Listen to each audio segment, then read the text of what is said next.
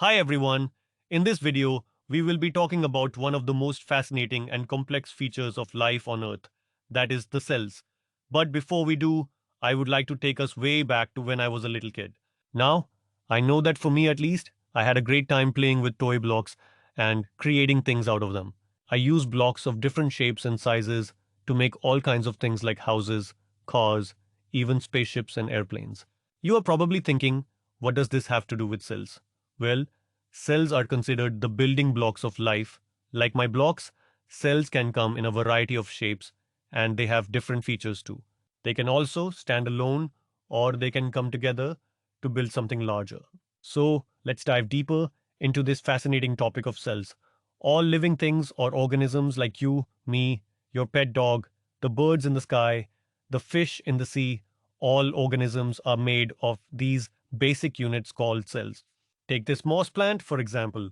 If we zoom in, we can see that it's actually made up of many smaller units. These small units we see are cells. Each cell contains a flurry of activity as it works to carry out the functions that keep the organism alive.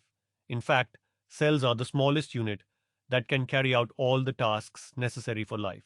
For instance, all cells can take up nutrients and water, get rid of waste, use energy, and interact with the things around them in their environment. These functions, along with many others that cells carry out, make life possible. There are many different kinds of cells. For instance, look at these cells that make up an onion's outer skin, these really cool red blood cells, or these bacterial cells. This type of bacteria is called E. coli, which you may have heard can be a safety hazard and is found in our food. Cells are fascinating to look at, but we generally can't see them with our eyes alone. Most cells are so small that we need a microscope to see them. In fact, all these pictures of cells were taken with the help of microscopes. Something else that I find really cool is that some organisms are made up of only a single cell, while others are made up of many cells.